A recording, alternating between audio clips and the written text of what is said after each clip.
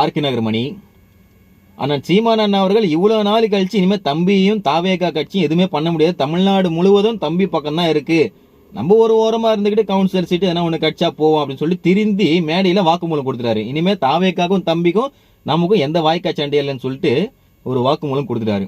இனிமே தம்பி வெற்றி கழகத்தை சேர்ந்தவர்கள் அவர்களோட அவர்களை எதிர்ப்பதோ விமர்சிப்பதோ நம்ம வேலை இல்லை. இது அண்ணன் கட்சி, அது தம்பி கட்சி, அது அவர் பாடு, அவர் பார்த்துக்கணும். அண்ணன் சாப்டர் க்ளோஸ் ஆயிடுச்சா? இப்போ தம்பி தனி கட்சி ஆரம்பிக்க போறான்னு நினைக்கிறேன். அனாவசியமா வார்த்தை விட்டுட்டு இருக்காரு. ஐயா சிவாஜி கிருஷ்ணமூர்த்தி அவர்களோட கதி பாத்தீங்கல்ல, 3 வருஷம் என்ன முக்குனால வெளியே வர முடியுது. எனக்கு தெரிஞ்சு 26 தளபதி விஜய் அண்ணா அவர்கள் இன்னொரு 30 வருஷம் உள்ளே இருக்கட்டும் அப்படின்ட்டு ஆர்டர் போட்டுருவான்னு நினைக்கிறேன். பார்த்து இருங்க சாட்டை சார், மக்கள் எல்லாத்துக்கும் பொறுத்துக்க மாட்டாங்க. இல்ல இப்படி கேவலமா இப்படி பேசுறீங்களே, இந்த மாதிரி பேச்சு உங்க வீட்டுல ஒரு 10 நிமிஷம் பேசுவீங்களா நான் கேக்குறேன்.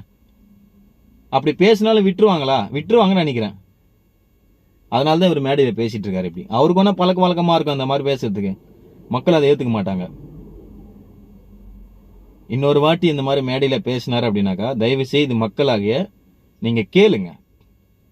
ஏன்னா ஓட்டு போடுங்க அப்படின்னு சொல்லிட்டு கேட்கும் போதே இப்போ இப்படி பேசுறாங்கனாக்கா, நம்ம ஓட்டு போட்டு தேர்ந்தெடுத்ததுக்கு அப்புறமா அவங்களுக்கு ஆட்சி அதிகாரம் வந்துச்சுன்னு வச்சிங்களேன், சொல்றேன் ஒரு கவுன்சிலர் சீட்டா கூட இருக்கட்டும், அந்த மாதிரி நம்ம ஒரு அதிகாரத்தில் உட்கார வச்சுன்னு வச்சிங்க, அப்ப நம்ம எப்படி பேசுவாங்க நம்மள அப்படின்னு சொல்லிட்டு திங்க் பண்ணி பாருங்க.